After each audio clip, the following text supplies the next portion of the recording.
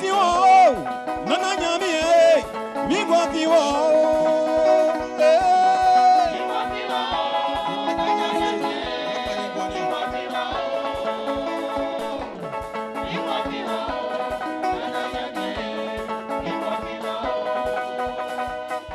anda sami ogwanu mi gwa no tale no fiwo nyami afi we ya nyami suo nola nyami ngwata fiwo ya fami gwa mama alilo nyami mi gwa fiwo ngolo nyami mi yi wa ya afi mi gwa fiwo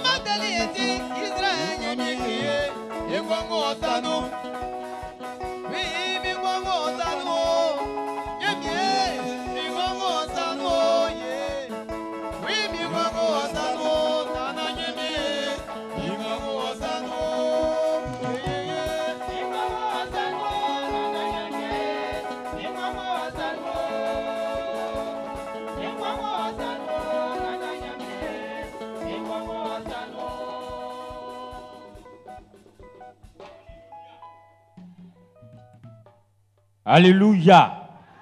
Alléluia. Engwan o anagama sanu. C'est ongwan inwanden of anagama alléluia. Isoti e aja soli kalwe.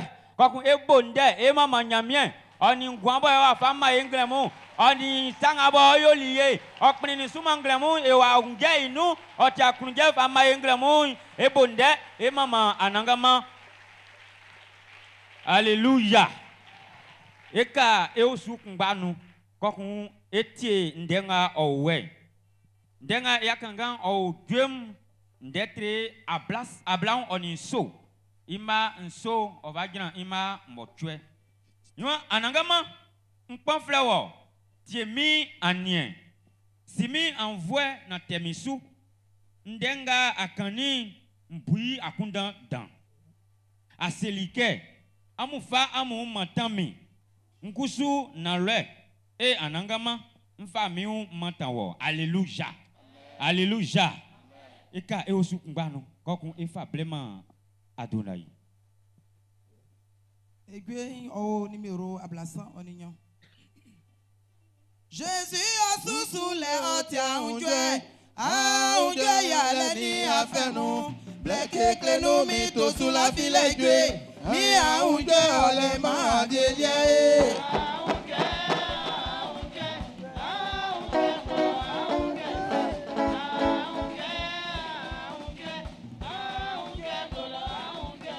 Abonne ça fait dans mi tête en vieux.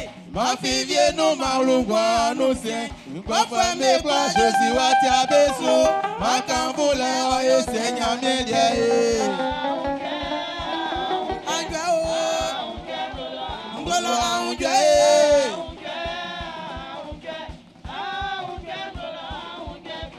Jésus l'était de faire clémiati. Rodé mis en mon déclano.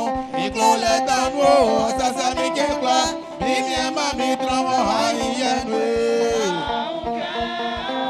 Angao. Ngolo angao.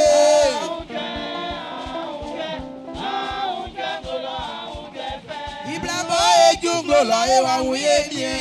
E wa katika e famien sa. Aleni afeni juma mu beje e wa nya o mi de le mo bi male anja o ngolo anja e anja ni baba e junglo la e wa wuye ni e wa ka ki ke e fa ni sa aleni afeni juma mu beje e wa nya o mi de le mo bi male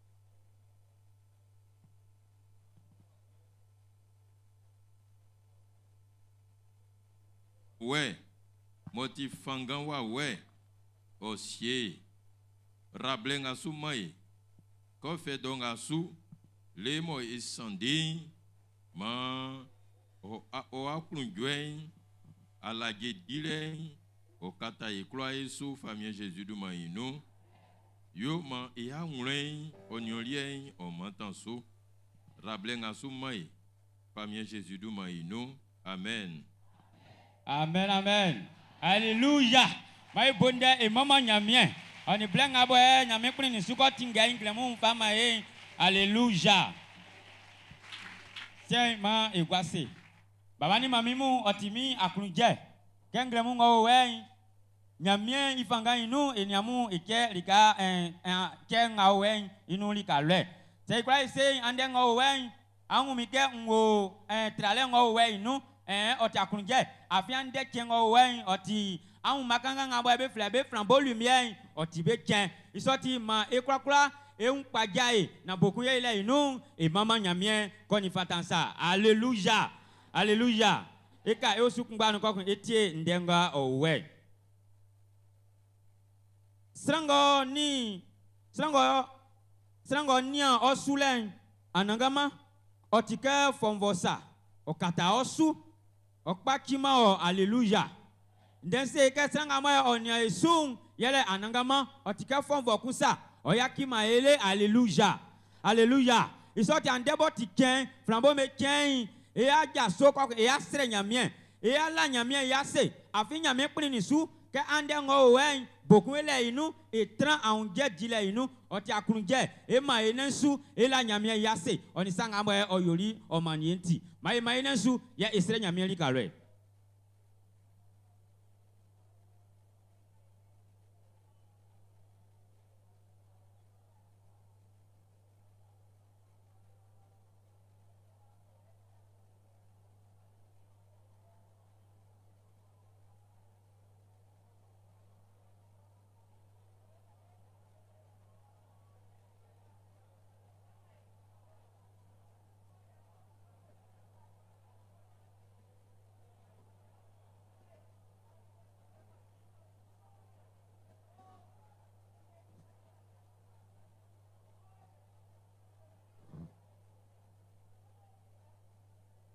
Yo, ibo onion yesu osasaliye ye okprinisuke ande kenga owen otoe aunje inu nyaka enya dotro so akungu benui bevie me olo be soufe sanga ele nyamien osilie wan vwe ndongo wen su ete wala jedi la inu mae maene su ye ela nyamien yasi.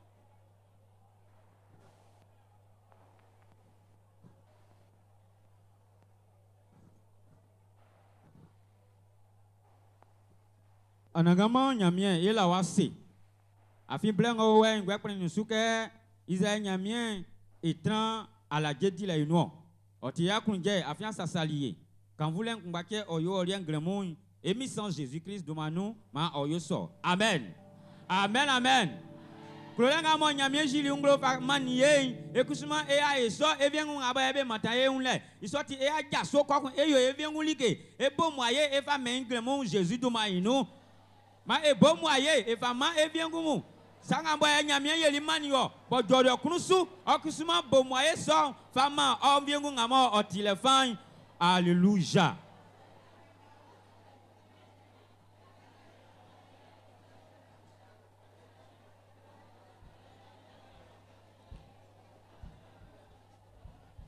Alléluia. Alléluia. Kenga moi e fa kelensa. Ande ngo wen oti e mamu ngabo ebe flabe flambeau lumière oti be tien. Nyame prin ni su be se célébrer so. Ande ngo wen be o amu afien. Isoti esu koma moi blengo wen ya fama be su pen afin ndekan owe noa. O akoko kre nyame vle ma e gwa se Jésus duma inu. Si en blengo wen e fa ya ki flambeau lumière mesu akalaka isanu koba ima e bonde ifa mama anagama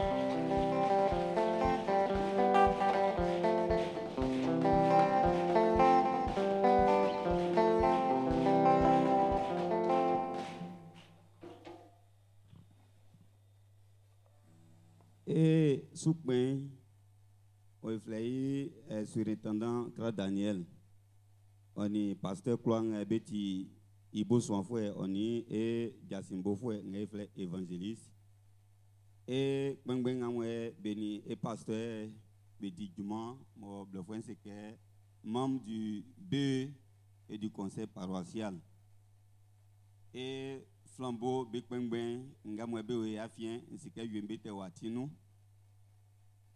nyamien vle nyamu ke Jésus-Christ domainu ndeti flambeau en lumière be kendan ye kensoy otimi akundwe afin yamien yan voistile nu itiama ngo amunyo oti akundwe afin soblei sangba onyeme alléluia ye engamwe yamien fama e onifata ke esiunye ke mfa kenlesa ndeti fetriken ye ekwa sike kamwe fetri ken o le fan oni ngoni ni ka ofatama na yo donc ndenga mwe eti beti ndenga mwe be makungwe alléluia sans yu asike ye flambeau lumière pain yele béni ou bien ngwe jume be dio en comment moi sange ngamwe ekwa kan klamu flambeau lumière beti Christ fouet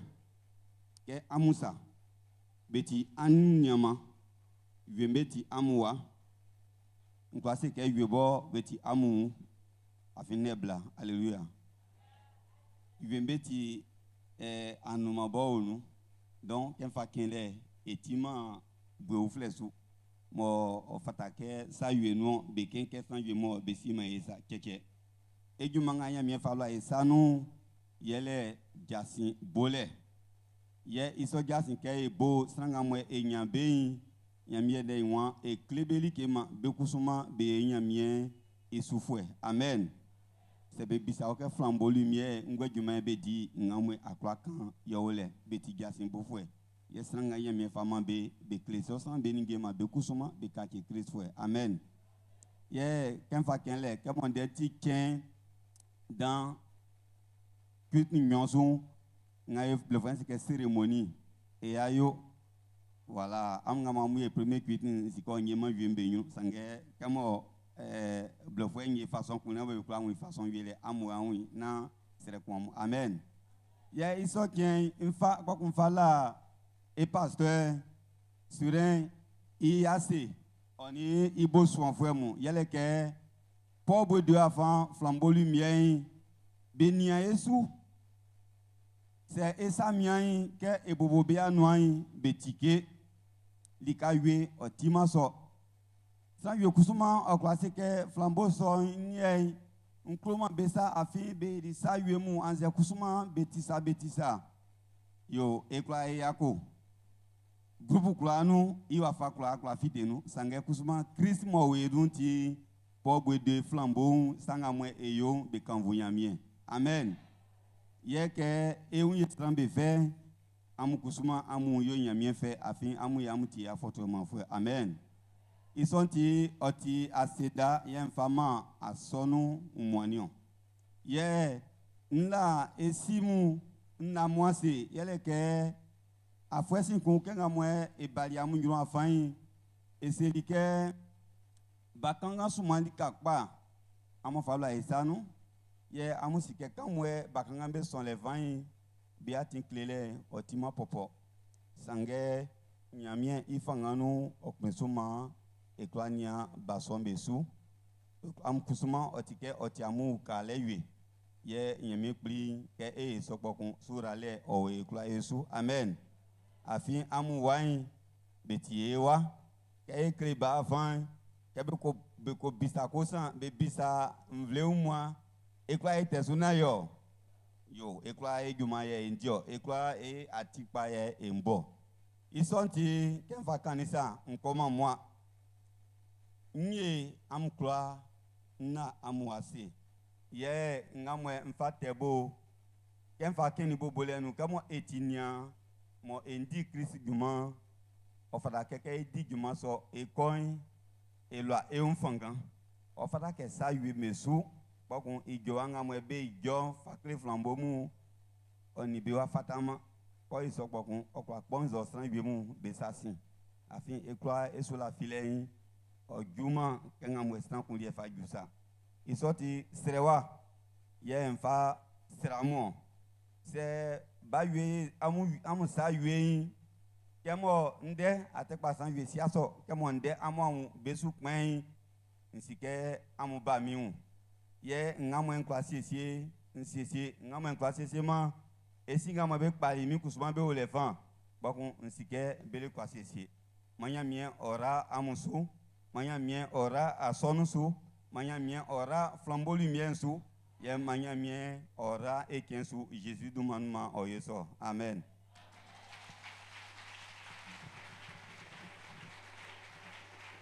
Alléluia. C'est un bonde mai bonde ipa.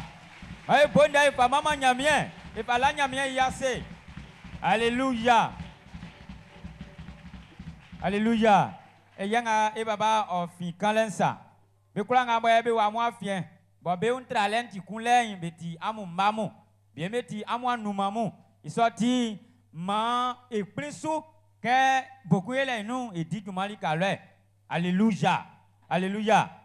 Sien esu e anya isu. Quand ya susu Etienne dengo we. Iwa ambo clan be fasi able memei. Ambo aluku ni blo be fa memei. Ambo aba ndengo tekpang be fa be memei. Ambo aba nde ngotek blong pang be fa memei. Alléluia. Yamende iwa be boklen ya be si able be fa mama esi nyamien boti ekwakula esi isoti dongo wensu ke ya si able ekunema kesna ku otren itran le ne OK, il place un moyen, quand il y a un moyen, on traîne nous, ça a beaucoup de nous, et quoi, et jasso, et beau clin, et beau abat, et fa maman y a mieux qu'on y fait ça. Alléluia. Alléluia. Tiens, blain au Adonai, Bessano. Alléluia. Nous serons bien que aussi si ya wole na nyami wa wei o dijuma dwinga boya to menu. Alléluia.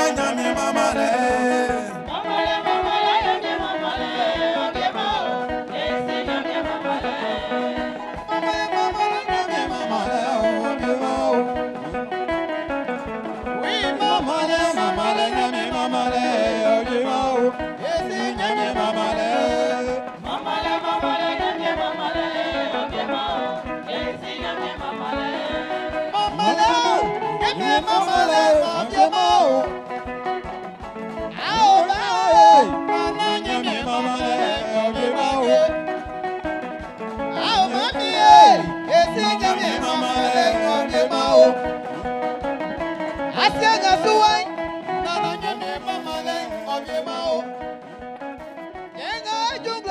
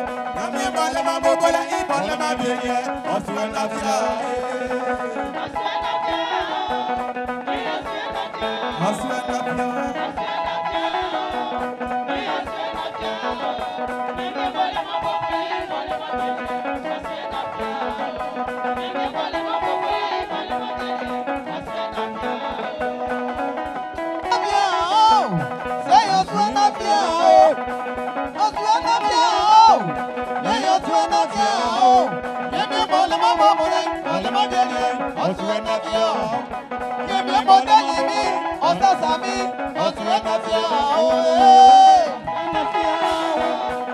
Osuena Fiao, Osuena Fiao, Osuena Fiao, Yemi Wale Mabopule, Olema Yele, Osuena Fiao, Yemi Wale Mabopule, Olema Yele, Osuena Fiao, Osuena Fiao, Osuena Fiao, Bayeblo, Osuena Fiao, Osuena Fiao. Pour Maëli Demi, on souhaite l'avion, on souhaite l'avion.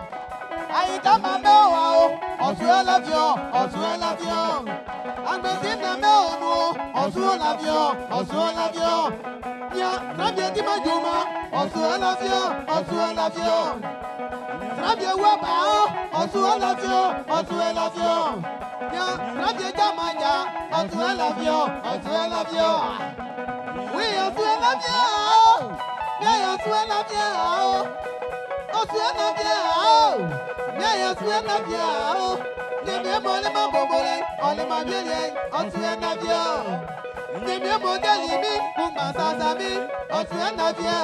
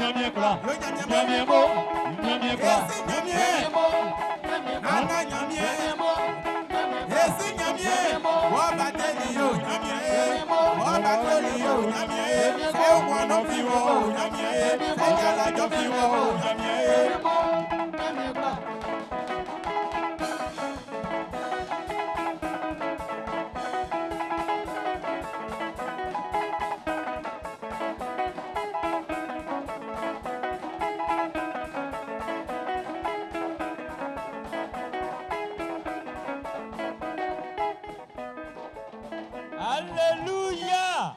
Alléluia! Et quoi bonde mama nyamie.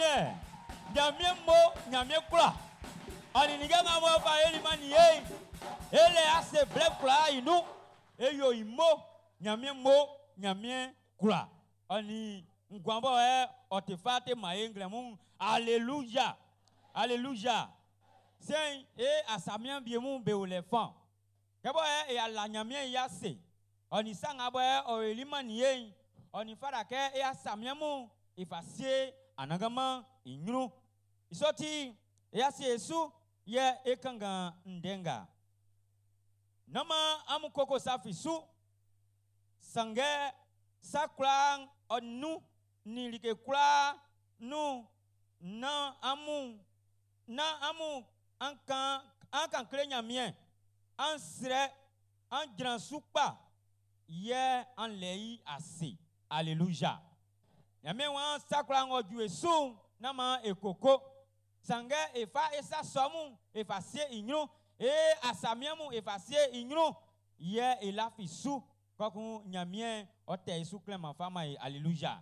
Isoti srele nyon owe sanu ya sre nyamie ngremu ikeklisu ya sre efama flambeau lumière ngabo ebe o ya fien e unke emamo se nyamie bobo wa mama me fangan wa ba drama kekle nyame sule inu e unke ko double bie be ponzo isoti o ya sre nyame mabe ka nyame baba o mabe fangan o mabe akwe juma ngabo fa rali be sanoi koko ena black asien inu ba dina nyame wa yobe monti ma ela nyame ema inensu ya esre nyame likalwe.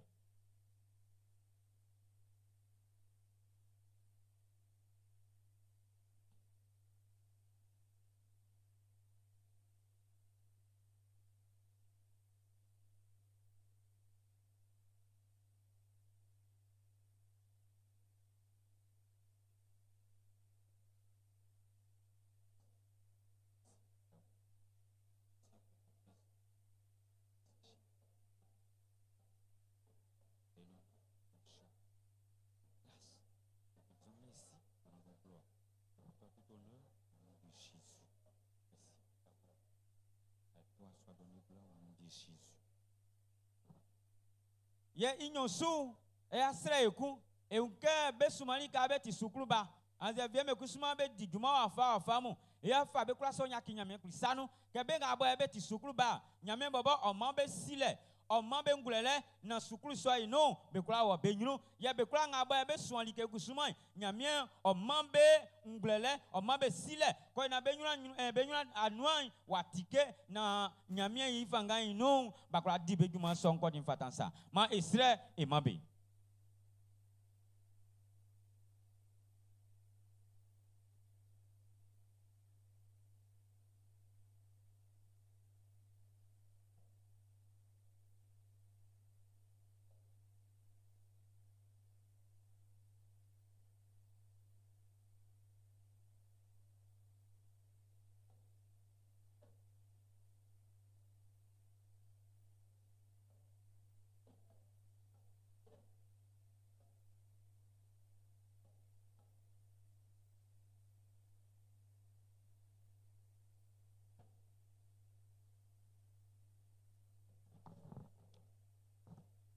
Israël nyamiembo asenan chole titi sula fila inu isikende ngamo ifasilo nyungle mui wa jeno wa famai oti yakunje ifasenda ifama ongle mu emisan Jésus Christ do mainuma oyeso amen amen mai bonde dan pa ifa mama nyamien ndenga mo ande sele ngamo ifasilo nyungle mui bo sula fila inu isikanya mien watesu wa mainti. Alléluia. Alléluia. Sien blenga mwe wa juwe ekundeke esi e aufwemu. Benga bwe be kemba kikli asonu nganu bo engle mu be o afan.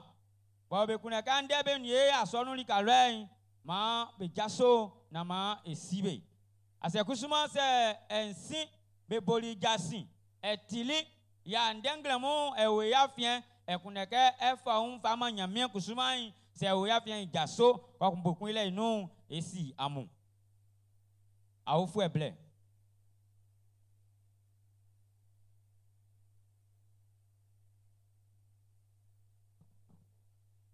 Alléluia Alléluia mai bonde dankpa e mama anangama ani aofu ngabo nyamien klikli su kabe tran e ya fien nglemo.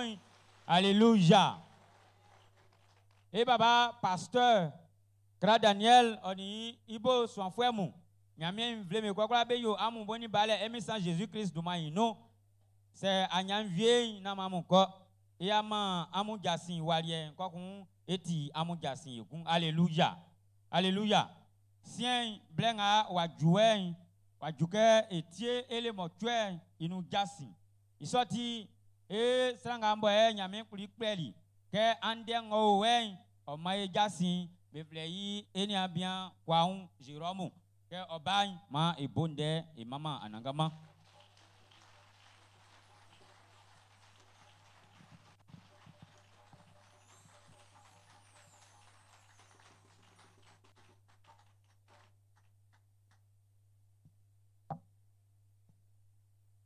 Alléluia.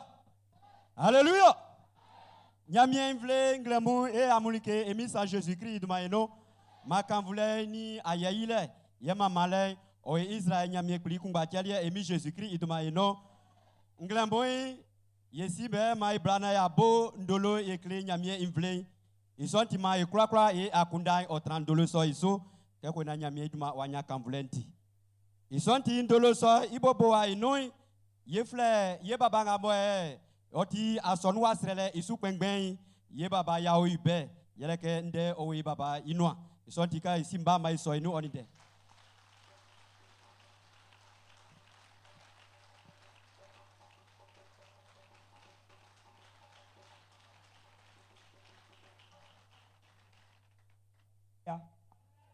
Alléluia. Je voudrais, excusez-moi de parler en français. Je voudrais vous saluer ce matin dans le beau et précieux nom de notre Seigneur et Sauveur Jésus-Christ.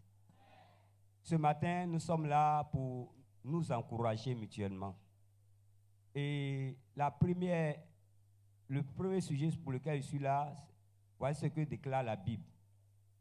Cherchez l'Éternel pendant qu'il se trouve. Invoquez-le pendant qu'il est prêt. Ésaïe 55, verset 6. Dieu lui-même, ses paroles viennent du Seigneur qui nous demande de le chercher. Parce que c'est le temps de chercher Dieu.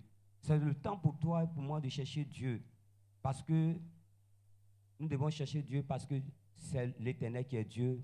C'est auprès de lui se trouve le secours et la délivrance. C'est auprès de lui qu'on peut avoir le pardon. C'est auprès de lui que nous pouvons avoir les promesses, leur aboutissement. C'est pourquoi je voudrais vous inviter, conformément à la vision du pasteur que Dieu a établie pour nous aider à nous lever pour chercher Dieu.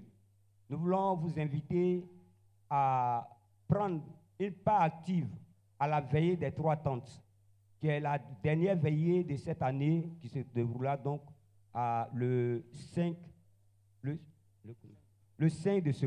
décembre. Les inscriptions prendront fin bientôt. Et nous voulons vous encourager. Ne restez pas à la maison, parce que Dieu lui-même demande qu'on se lève pour le chercher. C'est la fin de l'année. Venons et cherchons Dieu ensemble. La deuxième chose pour laquelle je voulais intervenir, c'est la prière contre les prières des matins, dénommée Vaincre les Amalécites. En réalité, Amalek, dans la Bible, c'est un peuple, ils sont parentés à Israël. Ils ont les mêmes grands-pères ou arrière-grands-pères communs. Et lorsque Israël devait entrer à Canaan, ils sont venus attaquer Israël par l'arrière où Israël était faible, pour les détruire, pour les empêcher d'entrer dans leur bénédiction. Amalek aujourd'hui représente des éléments qui sont liés à ta proximité. Proximité à cause d'un lien de sang, proximité à cause d'un cadre de travail, proximité à cause d'un cadre habitationnel, c'est-à-dire où tu loges. Donc, Amalek représente tous les agents de Satan qui vont te combattre, que ce soit les sorciers, les mystiques. En tout cas, ils sont là autour de toi, ils vont te combattre. Et leur rôle, c'est de te détruire, c'est de te dépouiller, c'est pour t'anéantir et t'empêcher d'entrer dans tes bénédictions. Voici le rôle d'Amalek. C'est pourquoi, par la grâce de Dieu, Dieu a permis que il nous a envoyé un de ses serviteurs pour nous aider à prendre conscience que nous devons nous lever. Ce que Dieu attend de nous, c'est que nous nous levons. Parce que lui-même a décidé qu'il va détruire Amalek. Parce qu'il a de la valeur à ses yeux. Il a décidé de détruire Amalek. Et tout ce que Dieu te demande, c'est de te lever pour te tenir à la salle de prière. Que ce soit ici, pour ceux qui sont en proximité, ou sur les réseaux sociaux. Dieu nous appelle à nous lever. Parce qu'autant que Josué est resté assis au bord du Jourdain, il n'y a pas eu de miracle. C'est quand il a mis ses pieds dans le Jourdain que le miracle s'est produit. La délivrance de l'Éternel est proche. Pourvu que tu te lèves et que tu viennes, te tiennes à la prière devant lui, et il accomplira ses promesses envers toi et envers moi. Que le Seigneur nous bénisse au nom de Jésus. Amen.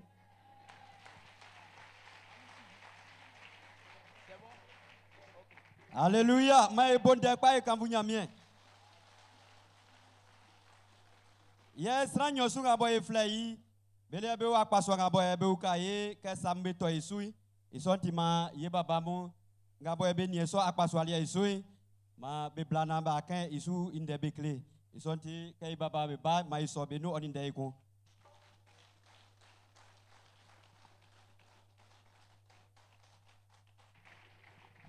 Alléluia. André foi mbakunga embalio. Sini nimu nglemu nga nyabirike Jesus mainu. Ngamote ngwa ile ka anumasi esiniwa. Enwani enu nsa watunu. Keko ina asonu iya gwase. Baraka mesma orenu mebe nwa sonu. Kan masi abuja sin bien média soli be jilali jangwalo be ko tani me kalele ngam ko tani bien me kuzuman ba jirama kan e fani la masi kefa asodunyo e bonu eti akpikun yanyo be ngam me jilali meti yakon abliseni so ambe wun Vraiment, ndé ouesu. Itien a pasteur moni et me ngabe jiradi me mo et me kula. Me ngabe na jirama kuzumai e ole mi demi. Donc jasinga usanu ya ole. Jésus a Jésus. Amen. Amen. Yesu ye jasi su ngalie otin denu flanwa. Ye akpaswa ngabo belie be bo jasi be kle bakanga moi be wen maenu ato nyamie invle umwai siemu oni be kura ngabo be kle bakanga beliki yele ke be bo jasi be kle bakanga mu ke ko ina ba fa be u ba ma nyamienti ye iso seselelie oti aimasi fueche anglunga yo nuenu ye asonu ngabo no be ya asonu so be fle mission Pentecôte be o nyango asalia isulo be o alokodrom yunle kokole like klele oboibo do mo tuesu kokon ndo swanu do kunsu bobro fo enfle 13 isu ya be vieyo be kura ngabo be treboy onifara ke be tani ko kunyo pona bla ye ko kunyo pona bla so bo be tani o be mambe flua bo e due tole onu verse onu kokun ngo akanga kale ninge viemu be onu be kulaga bo e bebe usa sunde koin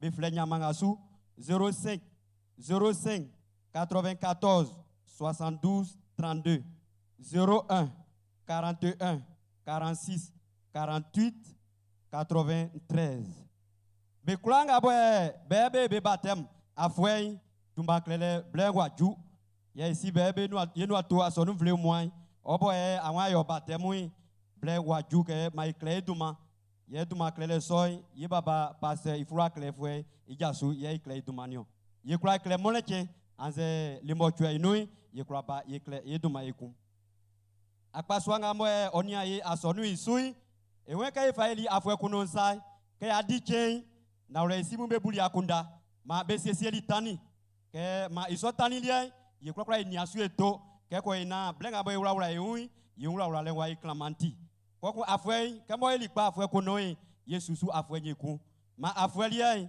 ye baba be sesi li sotani eku sange tandi na wure se we ke wa wure nui na wure ibo klekle wa ikekle isoti eseri ye baba nga boy betiti manzini su ke ma be yinglo na ye kwakwa ye ni manzini su lo tani bebe ngale iklikli oti décembre keba iklikli ngabo ousa oti le 31 koko inyosui oti le 24 décembre isonti tani ye baba mba yinglo nyamasule maikula inia keko ina kengabo itoy yakula ni ya tokbana ya fomanti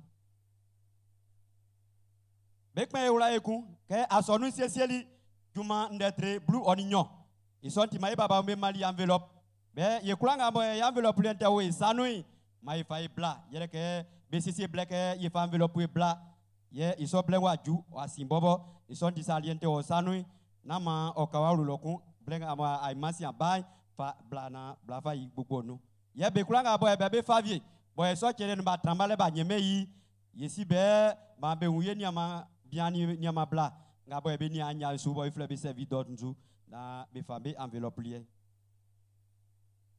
ye baba mu be wen ye no ato nyamie invle nyeku yele ka be seseli ke mole ke kasien bo eti anglo kra nu mole ke kasien bo ofara ke bla asonu ya kambu nyamie yesi be to li dumake mole ke bo oti tidele ke iso ke inoi ke bai na mai bangbe yele ke maeto ye no ato eni amamu be ga bo be sima nyamie ye jamvuemu na ke bai mai ni me bla likaule ke ko ina ye kra ya su nyamie na ni asomba ukenya miantikba da ba fabi ba manya mianti ye akpaswanga ye baba mfikalele bebe ukayo kende beto isu be ukai isontima anglunga yo nuembo be fle novembre ele krikri boy fa juande ikemba abla onisan kalenga mo krisi fueku asonunga nwa ofrake otani otikoro ku pono abla onina isonti sai na tani maikale ka sonu vie mai drablele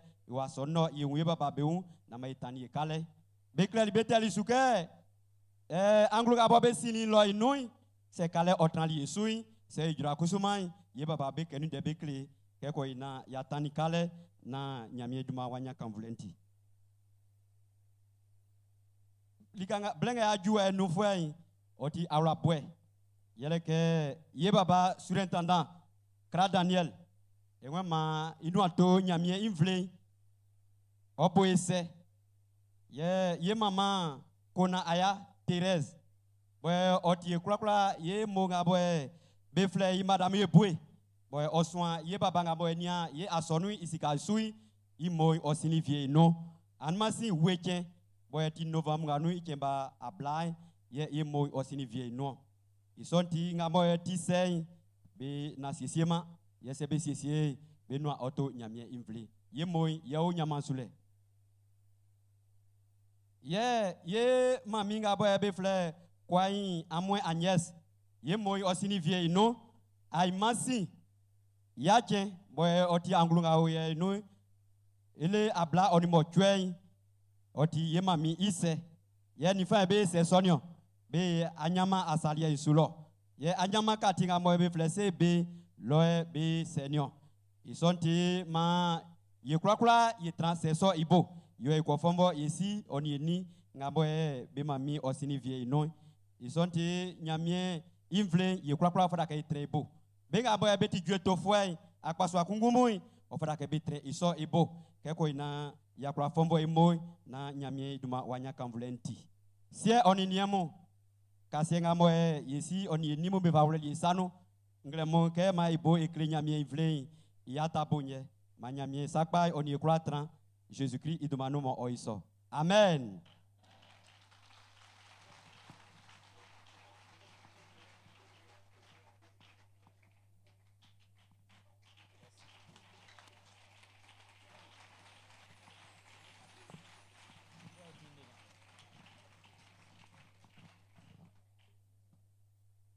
Alléluia.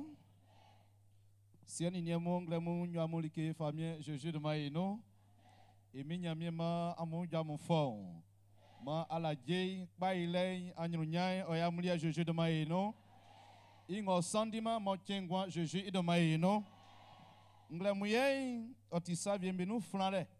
Sangakane a juloy, et s'il y a et baba boti, croyez nous moi dit fois baba sur un Kra Daniel, il fangano, nyo amumo. Nyamo kla yele ke anyadanga isese liwa boti nyamie ya senai kablanjuli antuli amuklu anyuli kani fatansa akpaswa kongomo le nga faju sran ko bobo tiabo inga mo vara kay yuna nyamie onya nyroi eyoli iti e amumo e amukla e fa mi ra mungwa ya nyamie ura e fanga ka jubla u flei ma e na ma otraso na emi demain on a quand voulait Jésus de Maïno que blanjuli makla trama mo fien yele ke a fait 4 ans le sangue amusrele no yemanja munyuru nglemu yenyo sangue ila nyamie iyasi ngati saya yanga mo yeni ambe boli swale un ya ko eku ma yamie ura ifon eti black kle kon ya ju eso sangue nyamie ma ekpe ye enga mo sa son kan ye arukungu menoi nyamie ora mu fanga o tramo one ba menu na masaso osomo no ebo eti wawenu awrobo boere asonu kusumai masaso in osoenu na esunyamie ye ngamoti sesiele mo aimasi kusuma eko anyama asaliensro balon to reli kadanu loin mai kokla esesieu na kebleson jui e wona eko fonvo awroi kenzu kensoin anuma si yake ngamo e wali eko fonvo li awroi e amumo e amukla angoli klama okumbe unke e maminga mo eni yesu nyamie kanzo ini ambe o isi sakpa mayamie oramusu ngamoti sa uflamo e fai suisu yele ngamo e sikpanken yale unflanu yele ke ma e kisu na e kunda nyamie afi le fanga fie di nyamie jumanion isonti ma e kla e faisa eja e fa urano e insu trane pata ansai oti ajajale kumoti kinji bonya miwa we mfasili asonu bonga wenwa ma sonu bakra osesi una fe mfa urano se akunde manyamie anyamie sule iku insu pajama iku se akunde manyamie askoma anyamie sule no yes akunde manyamie abobo awa fanga nyamie bulike aya asengasu ils sont suffisamment na wa wow nyamie kundele no ye awa fanga nyamie seseli infite ye nyamie fa fa di juma ya bo akba ile ofinu fite itina buke itibelike abalike akba ile rio is ma e fa chichi eti e fa ura no na nyamie kunu joy on ikunu joa na akba ile nga buya kundai infite su Jésus de Marie no ngati amalek be kurare kusumai ajale ngbanio itike black on si ngumi na ifa ikunale na nyamie si yamvwe ya gwalie yele jole chen ifa soanya miende se akroma ya mende soalen wa hune banti tokro a hune banti tokro se sura lenjera no ifuro kpasi ya uno nyamie den ye idi transe wa hune banu ye kebe rabe no be maon nde son to nyamie ndenu ye due sa blanc ye di juma ngwan no sanga se nyamie ndenu ma wa hune banu yi awa wenti faka ati makpikpikpi ale mafanga isonti jole kenti nyamie nde soane kro nyamie nde soane na nyamie nde ijao na nyamie nde isiewa na nyamie nde ifawa ure na nyamie nde itrangwa inum ifawa kundani aklani awa we na nyamie nde kachano anu jole anu jwe me nyamie nde isiewa mlo itine na kamone kensu e blajole ken aso amie nde ni ande yeti ario ay mati arie sande wa mi ayi wa swa fa matama amie ay mati ay vie finga egwa elia e mami nga ebobe se sra fisia ka fo ngabare isutoma be sra fisi maso isonti nyamende wense ande atike nyamia ole so blesson sa cha fakati arie iti na mabe kanga ngboko sange abobon jinglo ka yawe kuo jinglo ka iye inzowe ise ikuo ke don join wondi bla e baba yi wondi e ba ya miasion ka jinglo so ba nyamia ke wa nwere so yi otikpa anga samia sakpa makura ba man beri ele nyanu mfrano benga be samia sakpa afivire ka fera mo fa jua domba avie e asande zuko beri ele nyanu ini eni anga be o memme o freno mo be o ya so no su nyanu be o kale sanga avia oa alebre ati aroro nyanwa asanu neyo bla nyamie so anga be kebe kpan mi fa awre nyamie sanu nyamie juma direntio nyamie de soanetio nyamie sreletio nyamie kundeletio nyamie krusa eletio isonti ma bla na ya so amie den kenya mie fe no ndefa awre isran noa ke fa krevre mo abaman ai pa afase me die una awre se akroma nyamie de soane akpa ile nye tankan se bo ai pa so chama ifurasa no afianwa afanga be e tranu e be sesei isonti ani akrofo pa mo mendenga yo chinji oku ya chen itisrele kama waso amie de mo ya mende wa awre no enwa ya chen bla na nyame ya dwodwe na nyame rasuna nya janvier nyame rasuna di jumanvier nyame rasuna amame ekpavie nyame rasuna aron jofon nyame rasuna avie gbogbo ojra iso yele ya chen oma ke anien ba su ten ya su la flengo nyunu klama andati eni ambe chen nkoma mwangboko njira leso ngamo fa gwe bonyele e ya no senga isingwa kan yende wa ekira e unka semba son e klanga e unu se etani ninge me popo be mai senga se atani mai iwa etaka ikusuma fada makeke e ko eni ambe e mami be sumale e jurona asono e gwase eni nyamie enyunu fatama eni e baba enyunu fatama isonti mai klanga e onui etani na sika inu ya na senga mo bela we hu e cheche no sese na ka ele ju iye popo mai na nyame nyanyuru na ikma ira gwa sika e kosuma li mami mo krama siani niemo nga uminuai ya uye kansu kenso baba flambo mo ma mira musuo nyame ora mufanga o ka mo jumaso ma mi na musu je demande amen. Merci beaucoup.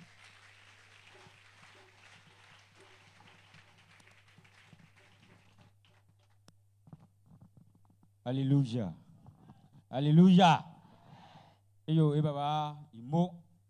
Tiens, quand on m'a fait Et c'est liké andengo wei oti e mamu anze simu anze nimu bekien bega abo be flabé flambeau lumière ye be c'est liké ku ye be jiunglo clé nyamien vle afin be bien melia ka be o le fan be wan akpaso ngalie Dieu e be beto a anze be bangwago akoko be su kwa lo cheche liké bien me o le fan bo amu bo angu afan ame sime isoti nglemoi be wa ji inglo be fa kle amu ame wu afan abo e be dijuma ame wu afan abo e nyame pli ofa be ofa dijuma isoti blengo we e fa ya ki be sanu ke be bai ma e soan be bo oni nde bole.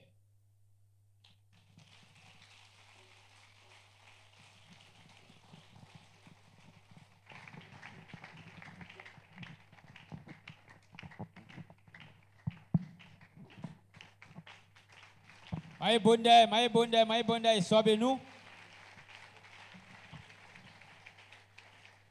Bonjour, chers parents. Je vous présente l'historique du mouvement Flambeau Lumière. Le mouvement Flambeau Lumière est né en 1937 en Weston, aux États-Unis, par M. Joël Gouclin, volontaire de l'école du dimanche. Le mouvement Flambeau Lumière est arrivé en Côte d'Ivoire ici en 1932 par les missionnaires. Le mouvement Flambeau Lumière est arrivé ici à Port-Baudé en 2003 par le bien de l'église Sema Sidesi sous le règne du CT Dia Kwadio Étienne. Le CT actuel est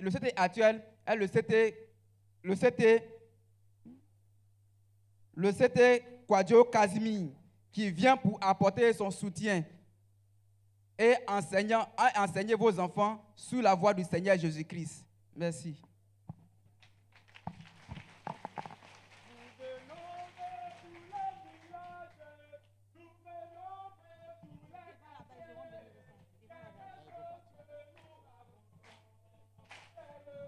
Aïe bonde et façon bebo.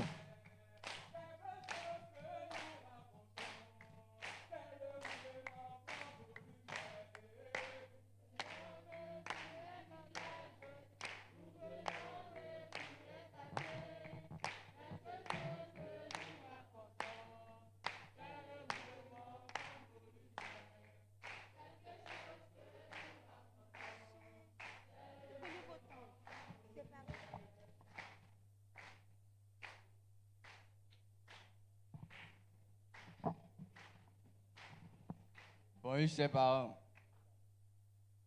Je me présente Kwadio Kwame Aserayan. Je me présente Ala Kwame Ezekiel Ano. Nous deux ici représentons la branche des flambeaux. Au flambeau, nous avons le cri et la devise, le salut, l'arrêt d'or et les étapes. Premièrement, nous avons le cri et la devise. Genèse, vainquons les ténèbres, nous les flambeaux. Ensuite, nous avons le salut. Le salut des flambeaux qui était signe de fraternité entre les membres du mouvement. Il se fait de la manière suivante. Bras droit tendu, replié à l'auteur de l'épaule, paume tournée vers l'avant, en élevant les mains pures, sans colère ni mauvaise pensée. 1 Timothée 2, le verset 8. Ensuite, nous avons l'arrêt d'or. L'arrêt d'or qui est droiture, courage, courtoisie, pureté, fidélité, obéissance, consécration. Pour terminer, nous avons les étapes. Les étapes qui sont l'observateur, l'explorateur, le pionnier et le guide. Je me présente Kofi Aya Jasmine. Je me nomme Kofi Afoué Marie-Belle. Nous deux ici présentes représentons la branche des Lumières. Chez nous, les Lumières, nous disposons de plusieurs éléments qui nous constituent, à savoir le cri et la devise, le salut, la règle d'or, le mot d'ordre et les étapes. Premièrement, nous vous présentons notre cri et notre devise. Genèse, vainquons les ténèbres, nous les lumières. Ensuite, nous vous présentons notre règle d'or et notre mot d'ordre.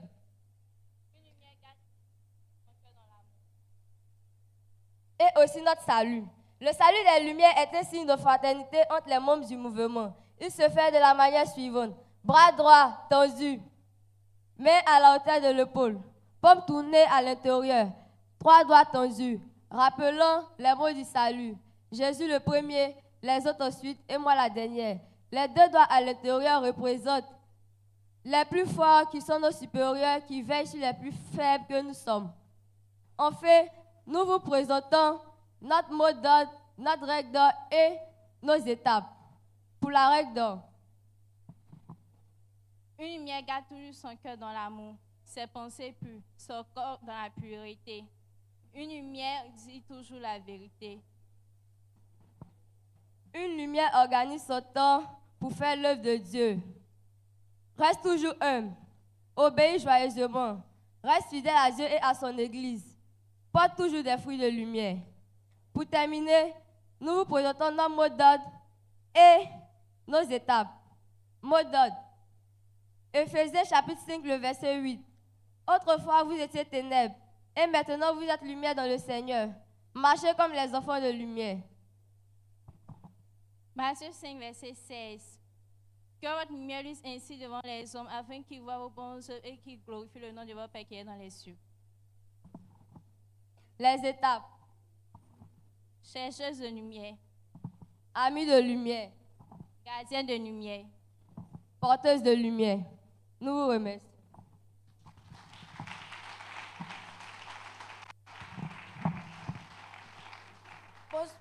Bonjour chers parents, je me nomme Adjoa Esther Safira.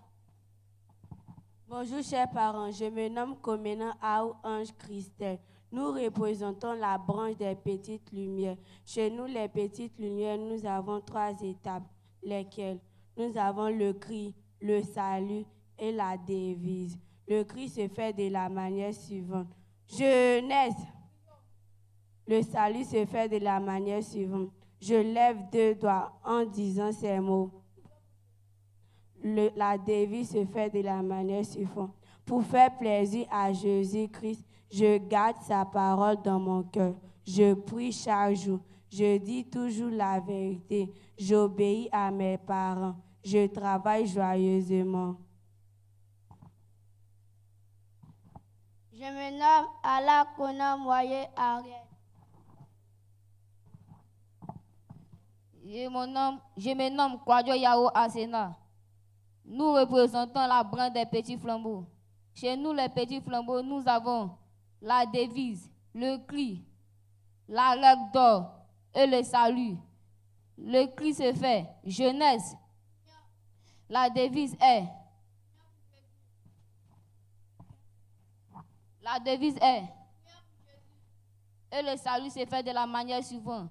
Le bras droit replié, la main à la hauteur de l'épaule tendue, la paume en avant, 4 doigts levés, le pouce replié. Les 4 doigts me rappellent les 4 étapes. L'étape blanc, l'étape noire, l'étape jaune, l'étape verte. Ensuite, nous avons la règle d'or. Je garde sa parole. Je prie chaque jour. J'obéis à mes parents. Je dis toujours la vérité. Je travaille avec courage. Nous vous remercions.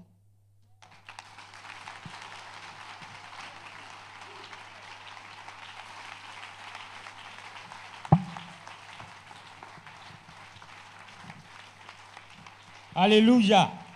Alléluia. Papa ni mami ou c'est classé. En tout cas, ngala be flafla lisu. I pita mbabo. C'est asol nga vie ngoa susu ekun ame anwi. Alléluia. Iso ti be ngabe kuneka be un bien. C'est asol nga vie na be wo. Be tranle ko be minde. Alléluia. Alléluia. Sien et unique le motwe inu nyame kli oyoli sa dandan o maniye. Iso ti be viemu ba trama be alolo be an be la nyame yase. Ikikrisu e mami ngabe play lamine ya boti e baba insan i jin iwan ola nyame yase. Afin nyame kli ni su ma gabe lule aja nu abe afwenu akun e. Isoti otibe akunje dan be wan be la nyame yase oni be sati sika kutokun blue. Inyosu e ni amblang abe play ndri amwe Christine iwan ola nyame yase afin nyame odeli i niambla tupake dan pa kunu et unique parfois offert ça c'est lisu sanga nyame serele inu nyame envoie sile inu o deli quoi qu'on deli yalo là nous et unke nyokla dimanlike sanga sien nyame fanganu okla o dilike isoti like ngabo nyame kliyo limeni asendai oviema inwa ola nyame yase onisati sika kutoku nu e baba kwa kulambe inwa ola nyame yase afi tukwake kun otolisu tukwake tekpa kumba be flei insuffisance rénale otolisu nyame yangwe sile inu kusuma be sirali nyame amu sirale inu kusuma nyame osili envoie kwa kun tukwake song nyame otulibo ingwa ino isoti otiya kunje inwa ola nyame yase sa dambo nyame kuliwa yo wa men inwa ola nyame yase onisati sika kutoku à Blassan. Et mamilie Bangi Amlan Chantal. Iwan Ola et baba pasteur Yassé.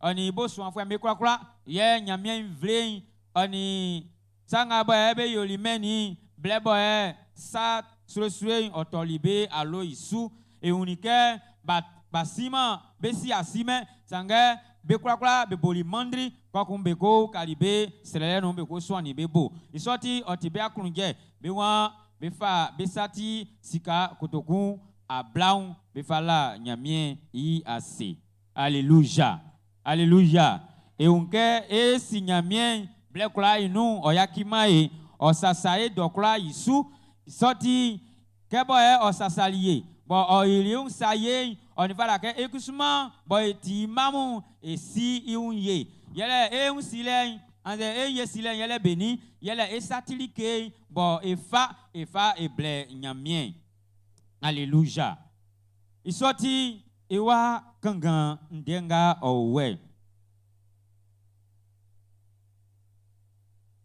iwan ma sankun ilike ngo buya kundan ke ọma ọtikpa ọfama na ma ọmọ ikrungbosu sange ma ọmien ye ọlafisu alléluia alléluia blengo wen ya esatilike ngabo e fali bo ifasi selile ke andengo we ifama nyamien ible nyo we e afa efa otran le kanga tran le fain la nyamien yase benga boe benie numanu bo benia esu nyaman suloi belian kusuma numero ngaboe o le fain be kwafa beliem be fasi esu benga boe be blelie ba luason ngo we inu gbogbo ngaboe ba tekele fain oti kele ilie ye ngaboe e baba nyonga le be jin isinle oti brusu ngaboe nyame kulifa mani ye oti ilie sien effablement Adonai.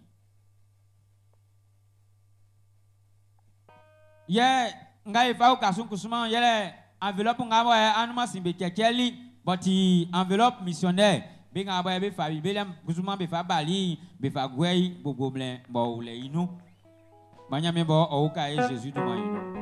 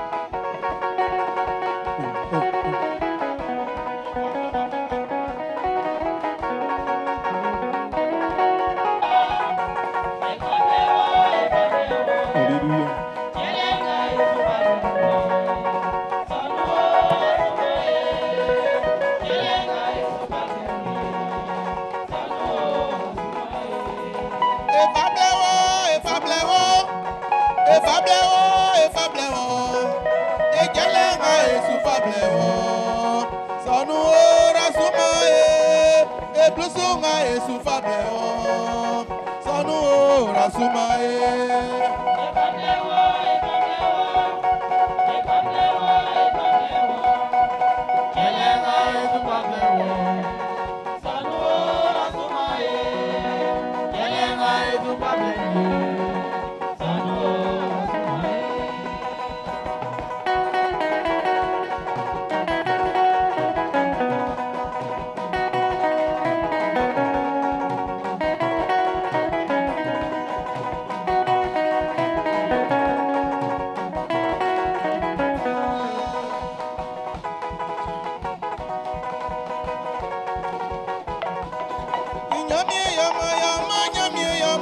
Nyamie yama yama nyamie yama. Nyamie yama yama nyamie yama. Nyamie yama yama nyamie yama.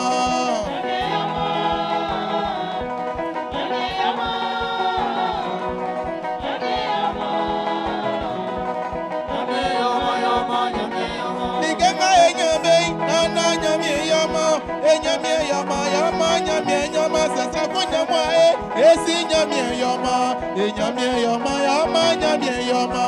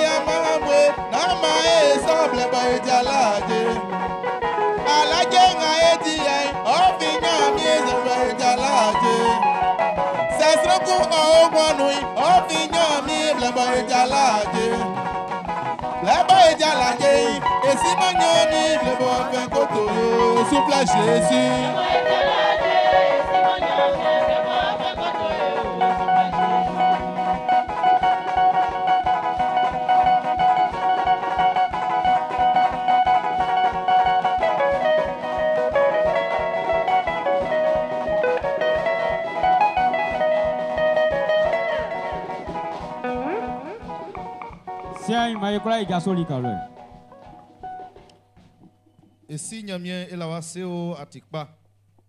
Goba mama me jumai ba ora be fanga be tranjuju le nu nglemo o mamale o yesi le noi ngati kele ti blusui asina ma be fabali nyamien e fa eklio ka sian vena sono nama oyo jumai inyinu kole like jeje de maino bengwai mfaya cho sanu nglemuye nyamia selike stranga fa yefa ma onden are isu Omanga momame lingle muyei.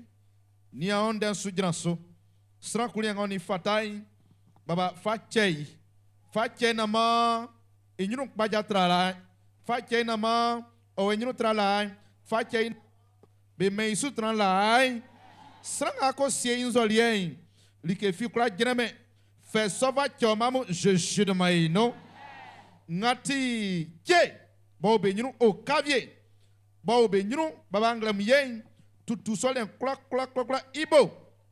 Mon mamui be obenyunu rabe sunglemu rabe suviano rabe sunda swa rabe su kongwe je maino manzolie ngamo fionya mien botingo botik bailen fa sonji beso ma be satini ke be yoye ma minya mien kli ingon lema jumai fa juman fuino je maino ma envle onyamwae ngo fionya mien osile nunoi ma kanvle nyolie je Christ maino. Amen. Alléluia. Alléluia.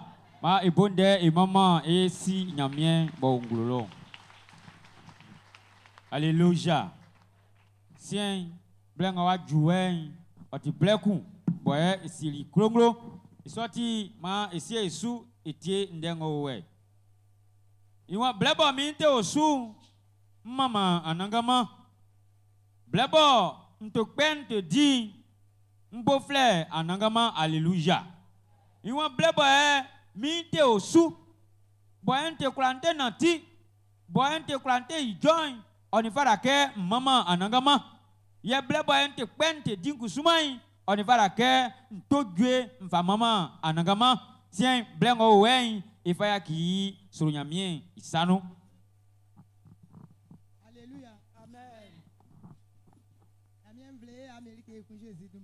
Amen. Anangama iklufe onyajwema. Anangama iklufe onyajwema isakrole teole. Anangama iklufe onyajwema. Anangama iklufe onyajwema isakrole teole.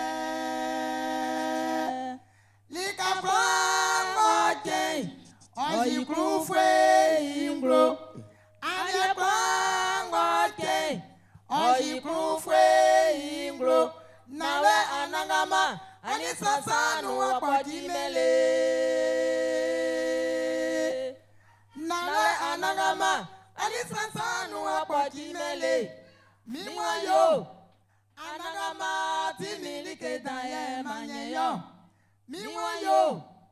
Anangama timilike daye manye yao ngatema milangwe sunyo we ngatema milangwe sunyo we ngatema milangwe sunyo we ngatema milangwe sunyo we asenda kwa jema esanwo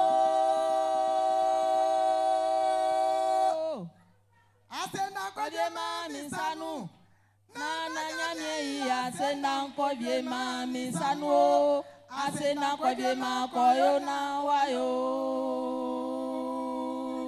Asena Asena kodema misanu Asena kodema misanu Nana nyanye asena kodema misanu Asena kodema koyona wayo Nyame asenda Nyame asenda nyo Asanu mame wamba asenda nyo Enga nyame boli asenda nyo Nana nyame asenda kojwe maoe Asenda kojwe makoyona wayo Asena kodema misano Asena kodema misano Nana nyamye asena kodema misano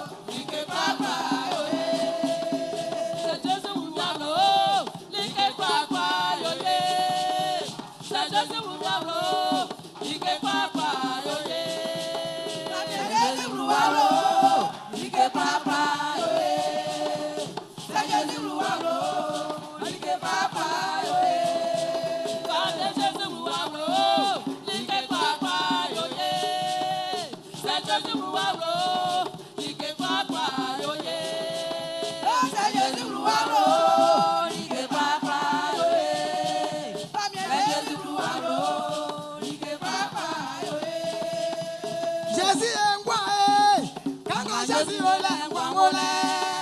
Jésus engwa kanga Jésus lule ngwangole.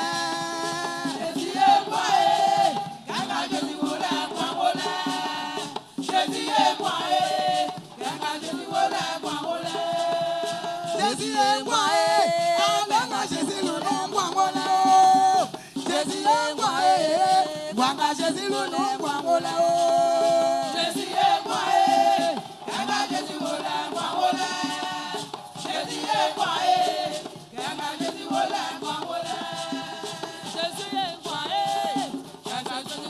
ngwangole. Jésus est quoi?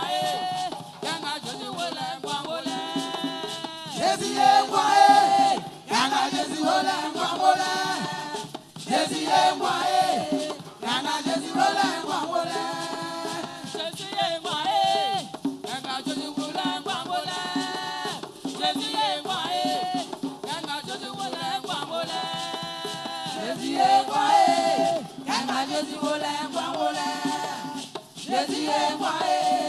Kanga Jésus wole ngwangole.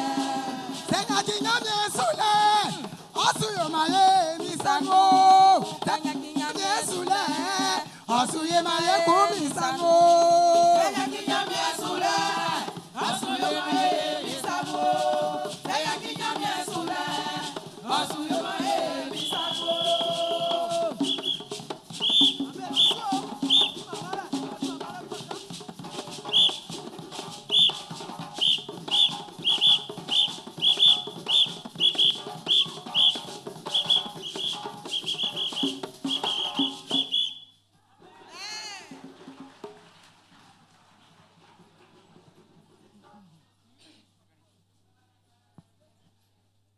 Alléluia. Amen.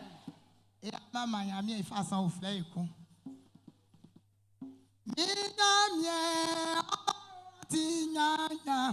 Minyamye oba otinyanya. Brula. Oni mama le fata.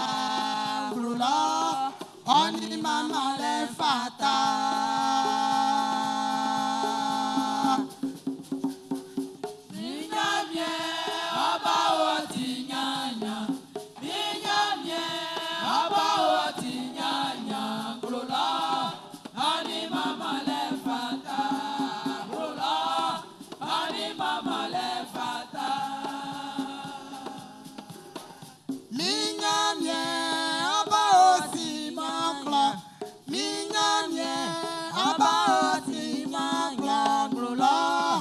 Oni mama le fata, grulo.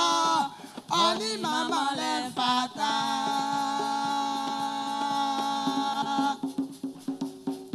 Minyamye aba oti nyanya. Minyamye aba oti nyanya, grulo. Oni mama le fata, grulo. Oni mama le fata.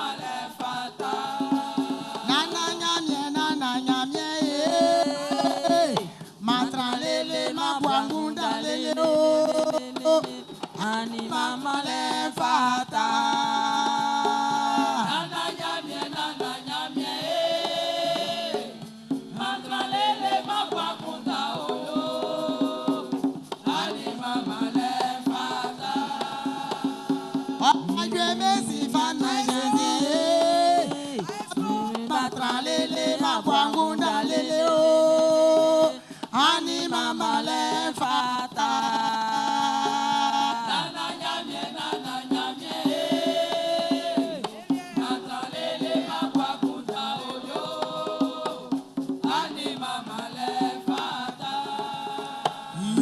Ani mama le fata, esi nyamye, ani mama le fata. Nyamye, ani mama le fata. Nyamye ngotonzenyo, ani mama le fata. Nyamye, mama le fata. Nyamye, ani mama le fata. Nyamye, mama le fata.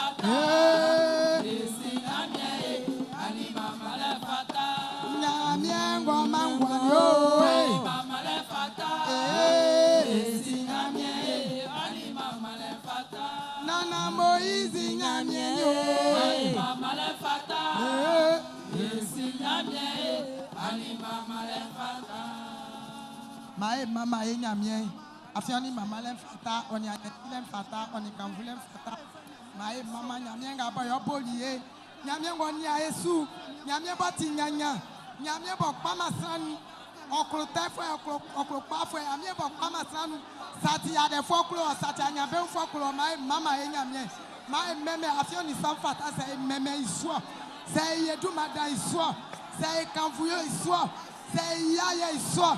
Oni mama le fata, oni ayeji le fata, oni dumada ele fata, oni asenda fata. Iswa se meme yo iswa. Se mama wo.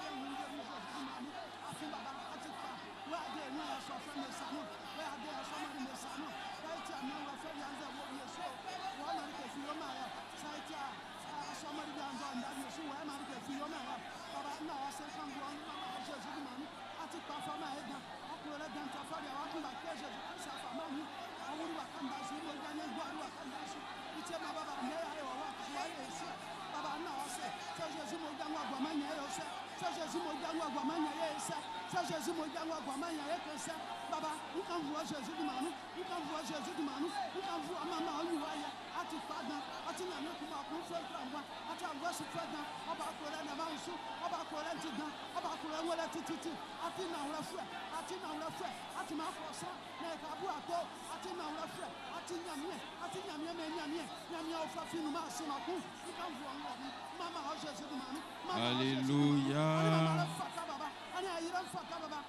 Ma ikwa jaso ifa kan voulait mamale manyamie ma e yedu mandan. Alléluia. Alléluia. Alléluia. Non, oh amen tikan. Alléluia. Alléluia. Amen, amen. Anjran kande kan kuna bon o kremisiri wa tange iklati pa nyame wa we won sam ke wa ipaso na mone kengumi am klasre ngba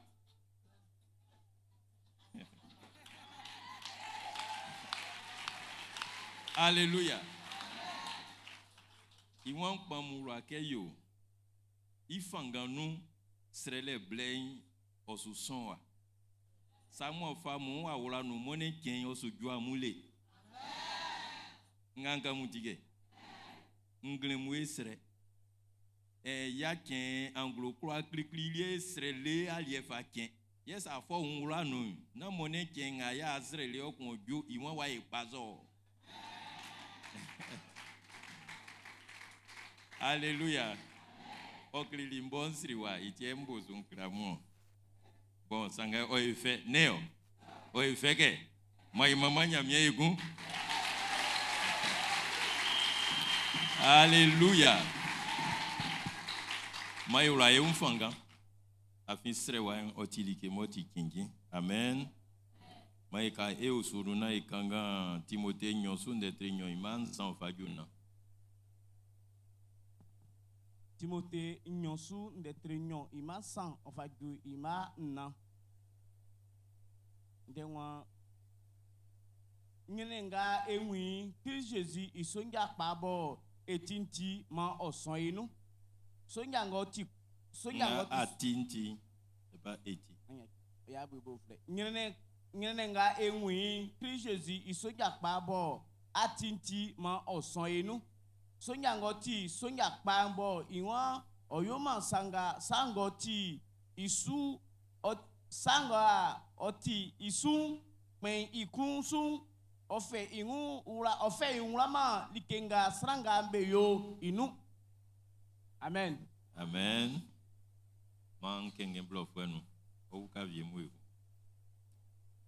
Souffre avec moi comme un bon soldat de Jésus-Christ. Il n'est aucun soldat qui s'embarrasse des affaires de la vie s'il veut plaire à celui qui l'a enrôlé. Amen. Et c'est un mien. Et si n'y a mien pli, plaigne. Et cloquet à taille. Et cloquet au pagalin, au pagaïn guano. Créé ngulele. Créé nantile ipan, ngamoiko nanti eko susu. Pas on den, yo man et patra la. Quand vous voulez ignorer Jésus de nous. Amen. Alléluia. Nous avons que Jésus de nous. Yenyo et flambeau et lumière besou pemou. Nous manyo belike. Onyamira musu. Ye mangamo obe sanu nyo amukla mulike Jésus de nous. Ande otiamukien. Era eno akenya mien bobo. Oswa mon juma ibo. Oma mon fangan, oma mon sile. Chele. Juma, on va voir mon sanu, au rasuma, au trait, au wenyo titi Jésus du maïno. Ndengamo ou noa, mon yamien wa wen fasie mian oulenu. Yele ke et quand Jésus il sonja. Jésus-Christ il sonja pain yunde. Le bon soldat de Jésus-Christ. Jésus-Christ il sonja pain. Amen, amen. Akoto Paul moklende ngale wa yekpengben o biswa. Il vie ken o sumatan. O isai ndenga mo srankan. O klaye pekan sangenga moti nandolien yokan. Pays du patapa. Oma afotwenga osufama yuwa Timothée. Inandolien moti iti ofa sunzun soja. Koko ina wa nwureke nganzu kambale nango alikyo. Nganzu kambale sakloka nwure pai nyen wafanga sonja inde na te. Awu likenga mo nsukende. Ndenga mo kenle nkusuma oni ande ken. Nglasike eniamu wafanga beti sonjalen. Bon benige ngabe be mo fa sonja mbeli neo. Oma ndenga oni belien benzwen oni be juman okolika ure. Nglemu isuye enia. Mo ekan Jésus-Christ sonja moti pain inzolie anze inzwen. Like klikling amo ke kanga ekla wi yele ke akoto Paul se iwa Timothée ke yo. Babule nuiwan nyrene ngamo ewuyi mo mbo nwuni nkloke nyrene kumba soin osonu. En français, il dit souffre avec moi. Akoto Paul wa sema Timothée keyo. Yo sran dans kamisa. Man odu man fu kamisa. Man srambe lolobo kamisa. Nan ninge mo o enyeme yo kende ko fasunzun sonja ni o. Iwani ya fe kamisa. Souffre.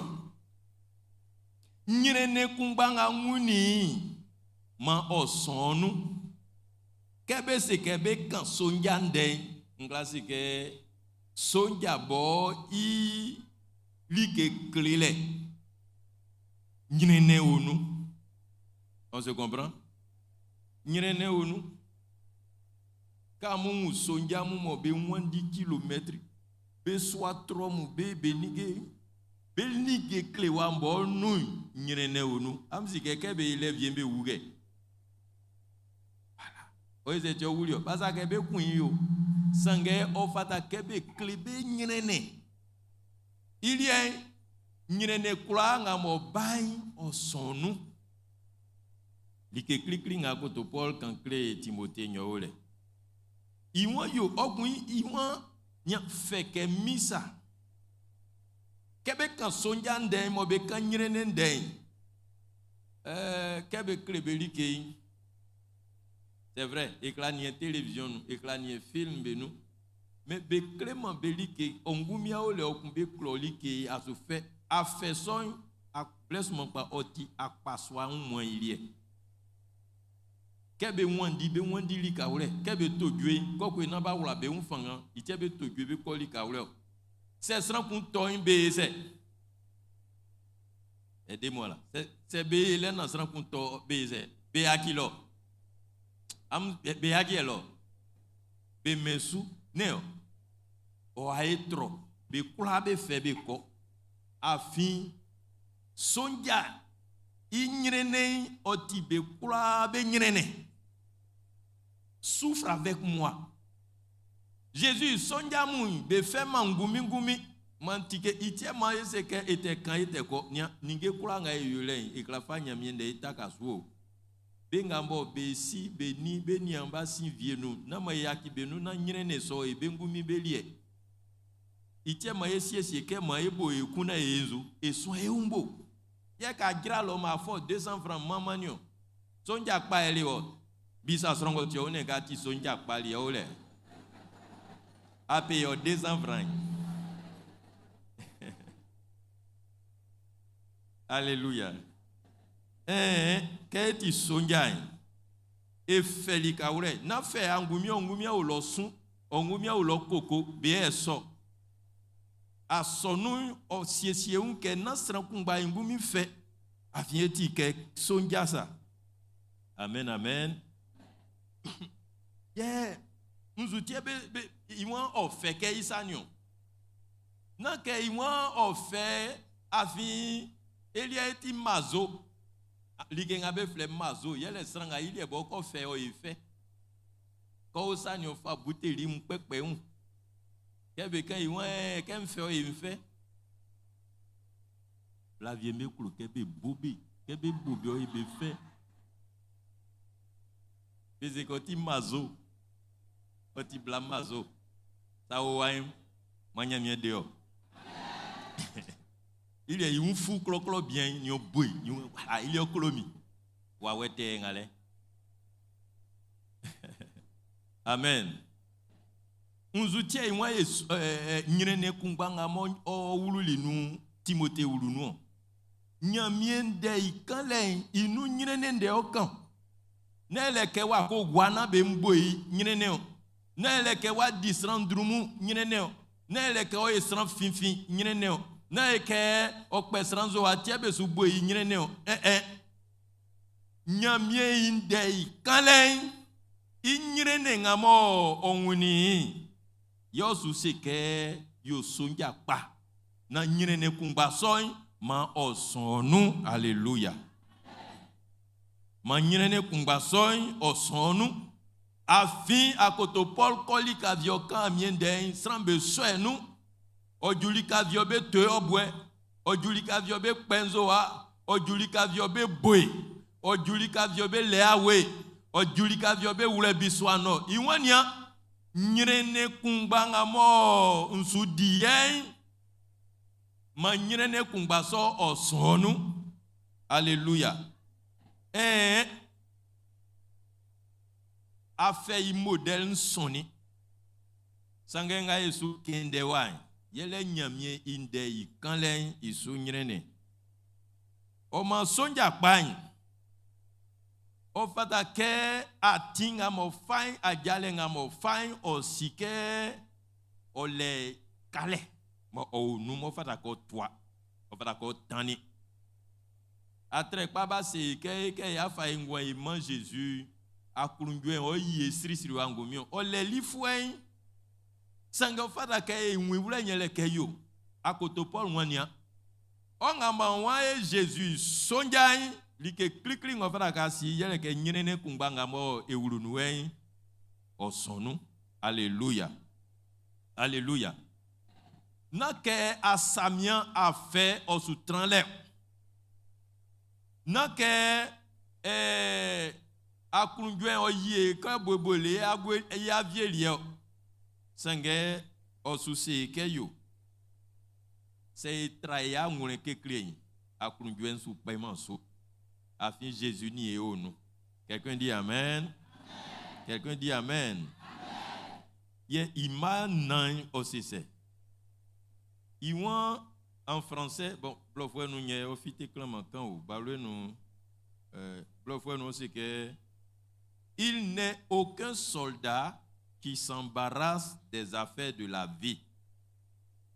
Il balwe nous c'est que son jangamo iwan oyo srango ikpen iklunsai ofe unra ninge fifimbenu amtige sonja nga iwan oyo ikpen iklunsa sonja nga iwan nati wafanga ko natina sranga o etisun ikluko joyun o fe unra ninge fifimbenu nga ko to Paul kanyole sanga blofwe nwan o se ke yo sonjai menu ninge mun be leme mankinsa il ne s'embarrasse pas des choses de la vie, c'est-à-dire ingwan otima trop oloma ike menofwe mbesa oloma ike benga mobe olombesa. Alléluia, alléluia. Oma ko kelen o suse ke yo anian sonja kumoba feke o en classe ke atrekpa wa le kunle bien ko kunle oni viengu mube o atinu besuko itwi mo sanu tro dan webo tan ko ko le ngale nyo su bua kuna ye se ye facture ngale mbo ye se ntanini ba viekun. Est-ce que quelqu'un me comprend? Alléluia. Tali ko na ti ko le nyo bua kuna mamla i plaka lingala no masimbo wa kwa no makumpangma wa vieu. Amen, amen. Ngosu kanyo ole iwan yo sranga moti sonja mo ba fleke sonja mo so su ko alekunle o anze be su sume ko elikei like ngabe se ko yo o fata manke yakuna toto no woli ke ou flesu. Il ne s'embarrasse pas des choses de la vie. Alie di wa bo fata manko kreale. Ay am si ke blofwe me no le sonja wa fa vie bele be dian no ne. O dile bien o fata manke imai o bui mai. Ça clogne kaki ancien blatra mi mazu mbume. Est-ce que vous comprenez? C'est-à-dire, tellement au fatama que on fait ningem asiansu ningem beloi o dile so dilikeo so dialikeo o dile sonja bengwan nalike kan. Alléluia, alléluia. Afi nawle c'est un boudjuma et moi boué à l'eau et moi dibme like moi yo fait c'est moi bungalembe kloya kundan misini minimu esukla yoma sonja pale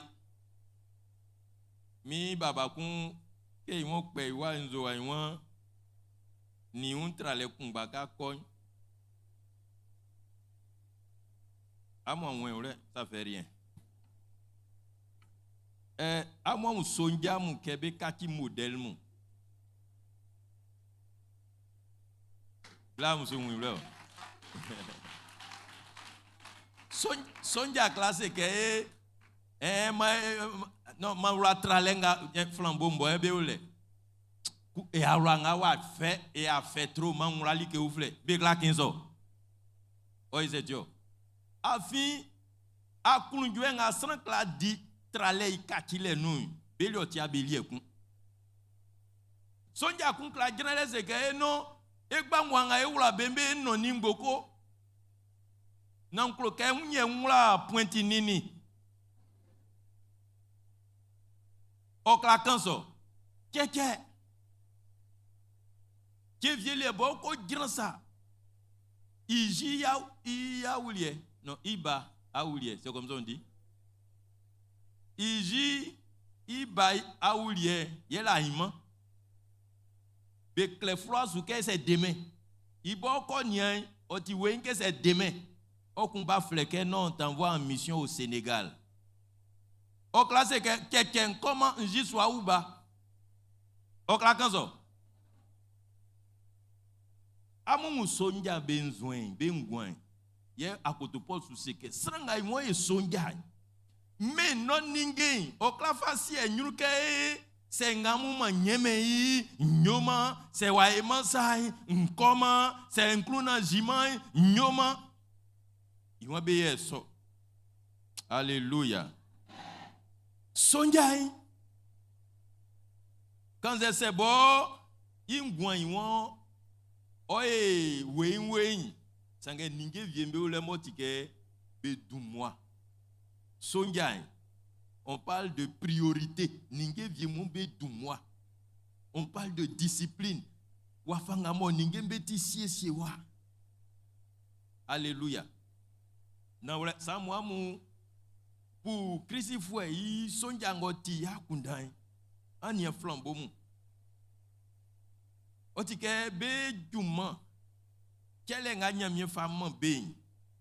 Inglo yilele Christi foué ingwan pai. Wafanga flambeau oti, flambeau lumière manque nyon.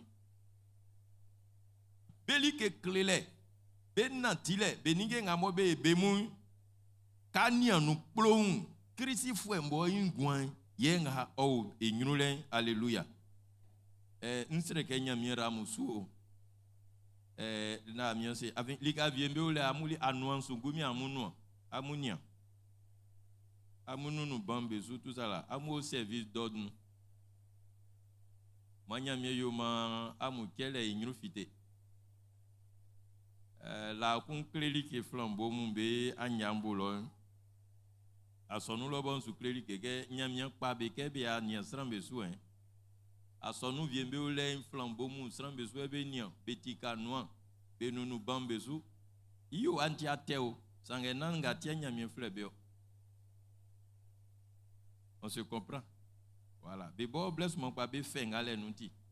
A finstran bebu e kebe le juman ou fle yo wa. Bebu kebe ti service d'ordre. Quand ils sont ibe ijo be un. Mais ça va aller.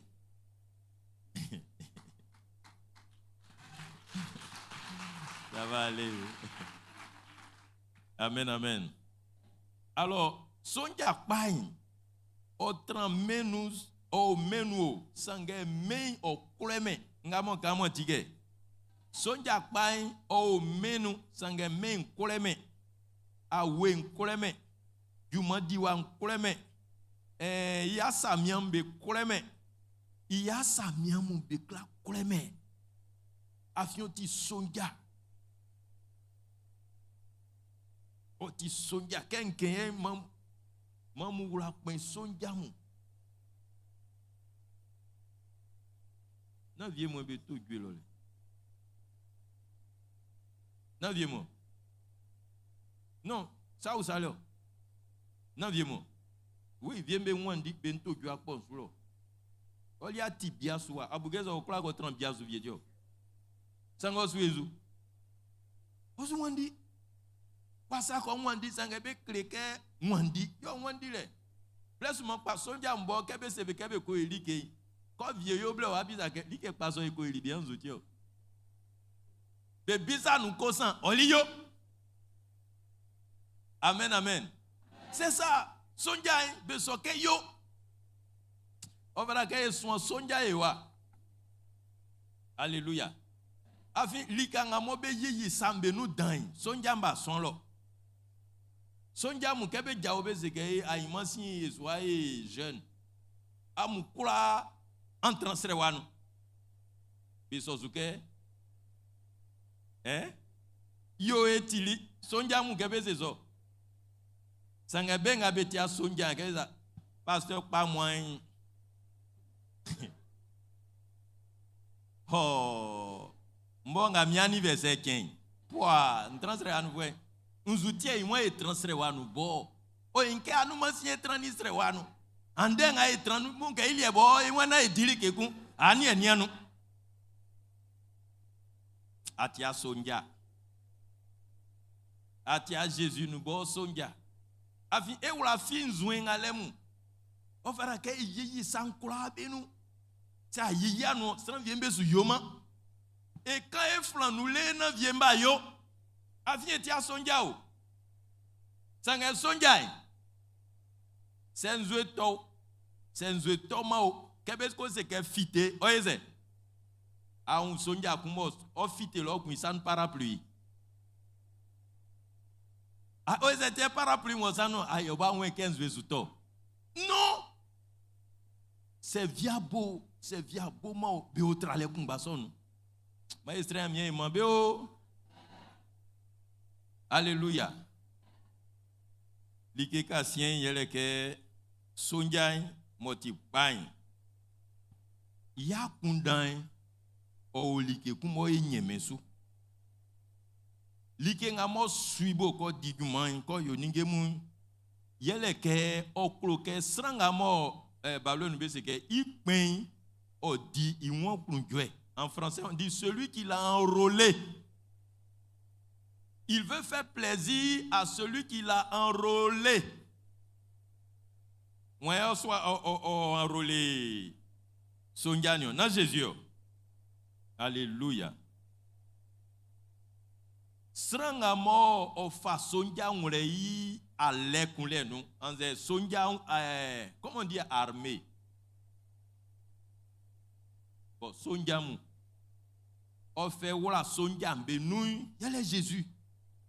O man sonja moti pa inzwen yele zu inantile nou o kloke